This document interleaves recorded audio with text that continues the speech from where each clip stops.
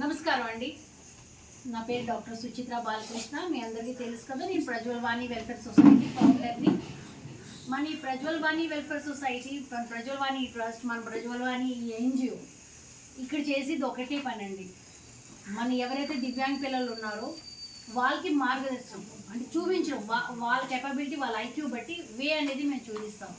అది education wise కావచ్చు, sports wise కావచ్చు, లేదా ఎంప్లాయ్మెంట్ కోసం అన్నా కావచ్చు, ప్రైవేటా, సెల్ఫ్ ఎంప్లాయ్మెంటా, లేదా గవర్నమెంట్ జాబ్స్కి అప్లై చేయడమా. ఈ నేపథ్యంలో మనం ఎంతోమంది పిల్లల తాలూకు సక్సెస్ స్టోరీస్ మీతో షేర్ చేస్తూ వస్తున్నాము. సక్సెస్ స్టోరీస్తో పాటు మన నీడ్ కూడా మీకు చెప్తున్నాం. సో ఈరోజు మన ప్రజ్వల్ వాణిలో అనదర్ వన్ సక్సెస్ స్టోరీ, ఒక ఆణిమిత్యం ఈశ్వర్ కోసం మాట్లాడబోతున్నాము. ఈశ్వర్ మా దగ్గరికి 2000 అంటే కోవిడ్కి బిఫోర్, జస్ట్ ఇన్ 2019-20 ఈ టైంలో వాళ్ళ మదర్ మాతో కమ్యూనికేట్ అవ్వడం జరిగింది. ఫోన్ చేశారు విజయవాడ నుంచి. టికెట్స్ అన్నీ కూడా చైల్డ్ కోసం చెప్పారు, రమ్మని చెప్పాము. ఆవిడ స్వయంగా బాబుని తీసుకొని ఇక్కడికి వచ్చారు. సో ఈ 5-6 సంవత్సరాల్లో ఏం జరిగింది, చైల్డ్లో ఎంత మనం పాజిటివ్ వైబ్స్ చూడగలిసాము, మన సంస్థ ద్వారా ఎలా సహాయం చేయగలిసాము, అలాగే సోషల్ ఎన్వైరన్మెంట్ అంటే society, other normal colleges, normal schools ఎలాగ మన డిఫరెంట్లీ ఏబుల్ చిల్డ్రన్స్ని యాక్సెప్ట్ చేసి ఇంకా ప్రోత్సాహం, వాళ్ళకి ఇంకా ఎంకరేజ్మెంట్ ఇస్తూ ముందుకి చదువుగా సహాయపడుతున్నారు. ఈ విషయం మనం డిస్కస్ చేద్దాం. So hi. హాయ్. సో నీ పేరు చెప్పు. ఈశ్వర్ చంద్ర సాయి. ఓకే. ఇప్పుడు నీతో ఎవరు వచ్చారు? నీతో ఇప్పుడు ఎవరున్నారు? మీ అమ్మగారు. మీ అమ్మగారు. నువ్వు ఏమి చదువుకున్నావు?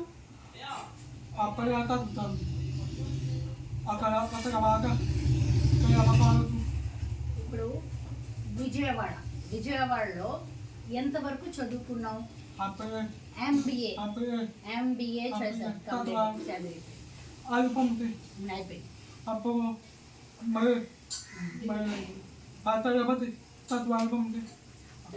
తర్వాత ఇప్పుడు సిఏ దగ్గర ఏం నేర్చుకున్నావు?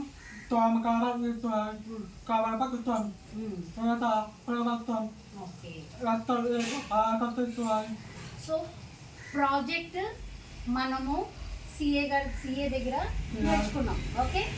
సో ఇప్పుడు అమ్మని అడుగుదామా? ఓకే, అమ్మని అడుగు. అమ్మ, నేను పుట్టిన తర్వాత ఎలా పెరిగానో చెప్పమను మమ్మల్ని.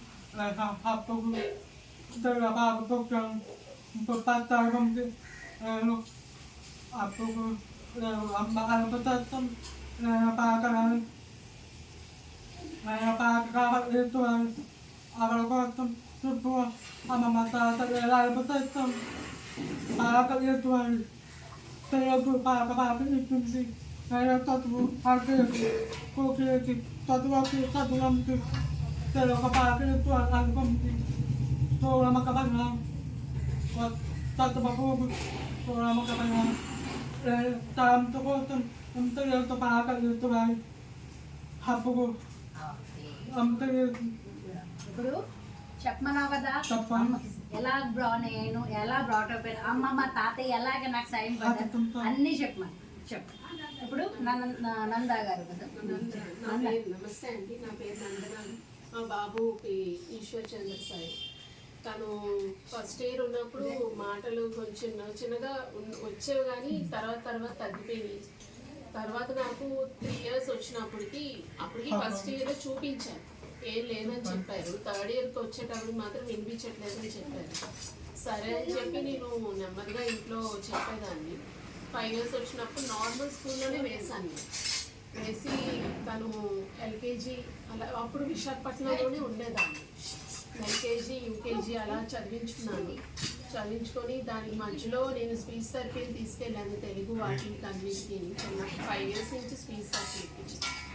తర్వాత తనకి 7 years అలా వచ్చినప్పుడు నాకు సుచిత్రమని తెలిసింది. అది దాని ద్వారా నేను శాంతి జోషిల దగ్గర ఇంగ్లీష్ స్పీచ్కి తీసుకెళ్ళాను. ఆల్మోస్ట్ 5 years వరకు తీసుకెళ్ళాను. తీసుకెళ్ళిన తర్వాత తనకి 8th వచ్చిన తర్వాత నేను విజయవాడ షిఫ్ట్ అవ్వాల్సి వచ్చింది. ఇంకా అక్కడ బ్రేక్ పడిపోయింది. 8th నుంచి విజయవాడలోనే చదివాడు 8th, 9th, 10th అంతా బాగా చదివాడు. అయిపోయింది. 10th మంచి మార్కులు వచ్చాయి. ఇంటర్ అలాగే చదివాడు. ఇంకా అక్కడి నుంచి నేను ఇంటర్ వరకు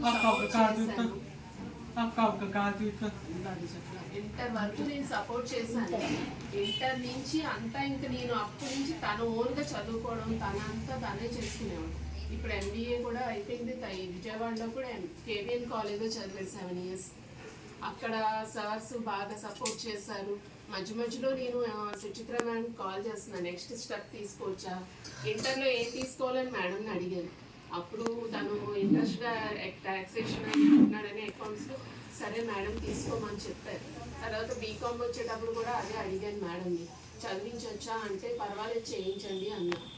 MBAకి వచ్చినప్పుడు కూడా ఎప్పటికప్పుడు నేను టచ్లో మాత్రం ఉంటున్నాను. ఇప్పుడు MBA అయిపోయింది.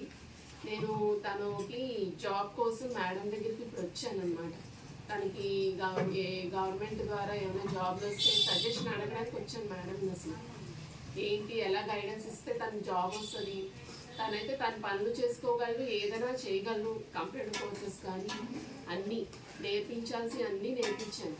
తను కమ్యూనికేట్ చేయగలరు, ఎవరైనా ఏదైనా మాట్లాడినా కమ్యూనికేట్ చేయగలరు.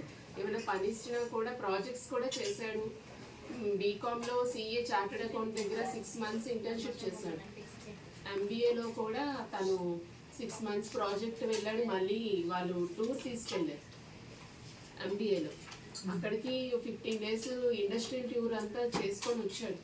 అవన్నీ దాన్ని ప్రాజెక్ట్ చేశాడు. దాని మీద మార్క్స్ కూడా బాగా వచ్చాయి అన్నీ. ఇప్పుడు మాత్రం MBA అయిపోయింది.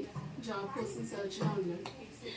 ఇప్పుడు వాడి ఆవేదన, నేను పుట్టిన నుంచి నన్ను పెంచుతున్నప్పుడు మదర్గా నేను స్ట్రగుల్ చేసావు, అమ్మమ్మ తాతయ్య కూడా నన్ను ఎంత ప్రోత్సహించారు, అది కూడా నువ్వు ఎక్స్ప్లెయిన్ చేసి చెప్పు అని చెప్పి తను పాజిటివిటీ. ఎందుకంటే ఫ్యామిలీ ఎంత సపోర్టివ్, మేనమావగా మన వేణుగోపాల్ గారు ఆయన ఎంత సపోర్టివ్. ముందు కావాల్సింది నార్మల్గా ఒక మనసులో అంటే ఒక థింకింగ్ ఏంటంటే ఒక డిజేబిలిటీ ఉన్నది అని అంటే ఒక డిజీజ్ లాగా ట్రీట్ చేసి దానికి సంబంధించిన స్కూల్కి మీరు పంపించండి, లేదా మీరు ఎక్కడికి పంపకండి అని ఏదైతే అపోహ ఉందో దాని నుంచి బయటికి రావాలి. ఎందుకంటే కొన్నిసార్లు ఆ ఊర్లో సంబంధించిన ఇప్పుడు హీరింగ్ ఇంపైర్డ్ ఉన్నారు, ఆ హీరింగ్ ఇంపైర్డ్ చిల్డ్రన్కి సంబంధించిన స్కూల్స్ ఆ ఊర్లో ఉండొచ్చు ఉండకపోవచ్చు. లేని పక్షంలో నార్మల్ స్కూల్స్కి వెళ్ళదు. గవర్నమెంట్ ప్లస్ మన PWD యాక్ట్ క్లియర్గా చెప్తుంది ఇంక్లూజివ్ ఎడ్యుకేషన్ అని చెప్పి. ఈరోజు ఈశ్వర్ సక్సెస్కి inclusive education is very supportive. తన్ని స్పీచ్ థెరపీ, తెలుగు, ఇంగ్లీష్ 2 చేయించిన వల్ల కమ్యూనికేట్ చేయగలుగుతున్నాడు. అలాగే తన హీరింగ్ ఇంపైర్డ్ ఏదో డిజబిలిటీ 100% ఉందో అది ఈ స్పీచ్ థెరపీ చేస్తూ ఏదైతే హీరింగ్ ఎయిడ్స్ ఉన్నాయో బోత్ ఇయర్స్కి అది పెట్టడం వల్ల సౌండ్స్ ఐడెంటిఫికేషన్ అయింది. దీనివల్ల తోటి విద్యార్థులతో కమ్యూనికేషన్ అయింది. సో నార్మల్ స్కూల్స్లోకి వెళ్ళినప్పుడు, నార్మల్ కాలేజెస్లో ఆ చిల్డ్రన్ ఎలాగైతే ఫ్యూచర్ కోసం ఆలోచిస్తున్నారో సేమ్ దాన్ని వీడు అబ్జర్వ్ చేసుకొని వీడు కూడా అలాగే ఆలోచించారు. తోటి విద్యార్థులు MBA వరకు చదువుకున్నారు, తిను MBA వరకు వెళ్ళారు. సో సైన్ లాంగ్వేజ్ చాలా ఇంపార్టెంట్ మన లైఫ్లో. దాంతోపాటు స్పీచ్, ఇప్పుడు మన ఈశ్వర్కి స్పీచ్ థెరపీ ఇచ్చిన వల్ల కమ్యూనికేషన్, లిప్ రీడింగ్, ఎవరైతే మాట్లాడుతున్నావు ఎవ్రీథింగ్ ఆయన కామన్గా తీసుకున్నాడు. ఒక నార్మల్ పర్సన్స్ మధ్యలో తను చార్టర్డ్ అకౌంటెంట్ దగ్గర ఇంటర్న్షిప్ చేశారు, ఇండస్ట్రియల్ టూర్స్ చేశారు. ఇప్పుడు మనం బ్రాన్ చేసుకొని, మనం ట్రైనింగ్ ఇచ్చుకొని, మనం పిల్లల్ని చదివించుకొని ఇక్కడి వరకు తీసుకొని వచ్చాం. ఇప్పుడు మళ్ళీ ఒక పెద్ద క్వశ్చన్ మార్క్లో ఉన్నాం. ఏంటి అనేది ఎంప్లాయ్మెంట్. ఆ ఎంప్లాయ్మెంట్ ఏంటంటే యాక్ట్ ఏం చెప్తుంది, మీ దగ్గర ఉన్న అది ప్రైవేట్ సంస్థ కావచ్చు, గవర్నమెంట్ సంస్థ కావచ్చు, మీ దగ్గర ఉన్న ఏవైతే ఉద్యోగాలు ఉన్నాయో దానికి 5% మన దివ్యాంగ పిల్లలకి కేటాయించమని ఇచ్చారండి.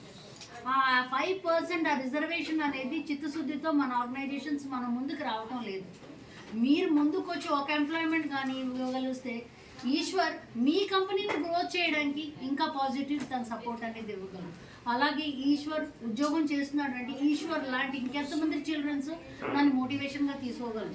ఈరోజు నందనా గారు ఒక మదర్గా, అంటే ఇక్కడ మన Prajwal Vani school only for mothers. So mother is the first teacher. అలాంటి మదరే టీచర్ అయ్యి చిల్డ్రన్ ఇంకా గైడ్ చేస్తున్నారు అని అంటే ఆ చిల్డ్రన్ ఇంకెంత పాజిటివ్గా వస్తారు. అంటే నేను ఏ మదర్స్ని విమర్శించట్లేదు, కాకపోతే 6 to 9 ఏదైతే మన రాహుకాలం మన ఇంటి ఇళ్లలో ఉంటుందో టీవీ సీరియల్స్, ఆ రాహుకాలాన్ని బయటికి తీసుకొని కాసేపు వదిలేస్తే మన పిల్లలకి మనం టైం ఇవ్వగలం. ఈశ్వర్ పొటెన్షియల్ ఇప్పుడు MBA కంప్లీట్ చేశాడు, వాడు జాబ్ కోసం వెయిట్ చేస్తున్నాడు, ఒక ఆపర్చునిటీ కోసం. ఈశ్వర్ మ్యాక్సిమం ఉండేది విజయవాడలోనే ఎక్కువ ఉంటున్నారు. సో నా ఒక అభ్యర్థం మీ అందరితో కూడా, విజయవాడ కానీ విజయవాడ చుట్టుపక్కల కానీ లేదా విశాఖపట్నం అయినా పర్లేదు, మీ దగ్గర జాబ్ ఆపర్చునిటీ ఉన్నది, మీరు ఈశ్వర్ని ఈశ్వర్ లాగా చూస్తే చాలు అంటే మీరు మాకు సంప్రదించవచ్చండి.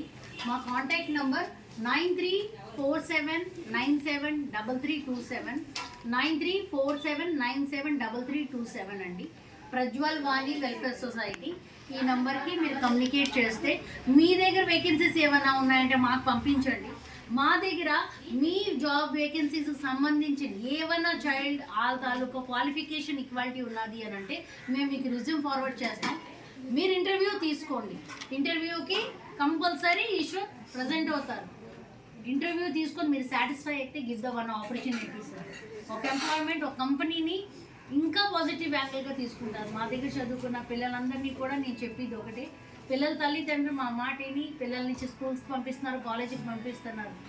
నెక్స్ట్ అందరి పిల్లల్లాగా వీళ్ళకి ఉద్యోగం చేయాలని ఉంది, చేస్తారు, చేయగలరు.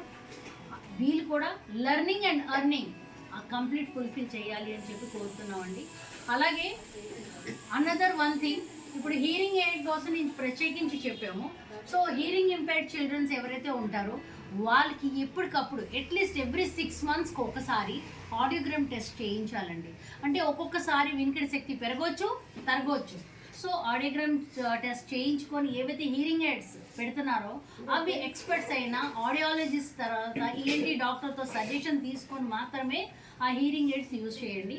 ఇప్పుడు హీరింగ్ ఎయిడ్స్ చెవులో ఉన్నదనుకోండి, దూరం నుంచి ఎవరు చూసినా ఎస్ ఈ అబ్బాయికి వెనుకల్లో ప్రాబ్లం అంటే హీరింగ్ ఇంపైర్డ్ అబ్బాయి అనేది ఐడెంటిఫికేషన్, ఆ అమ్మాయి అనేది.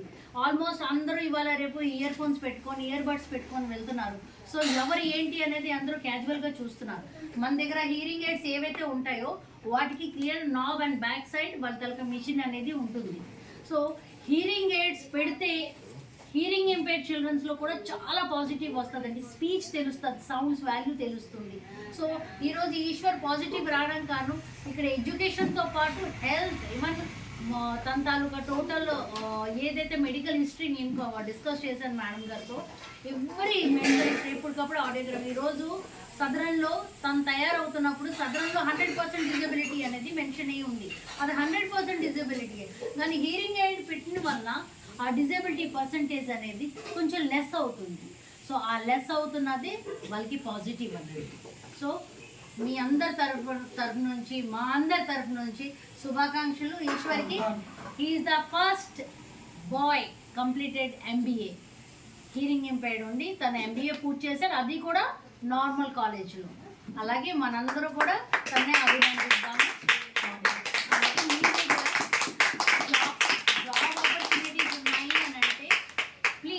Come forward, join with us, take adoption for the education. ఒక్కసారి మా ఆర్గనైజేషన్ విజిట్ చేయండి. ఈశ్వర్ కోసం మీ అందరి సపోర్ట్ కోసం ఎదురు చూస్తున్నానండి. Thank you.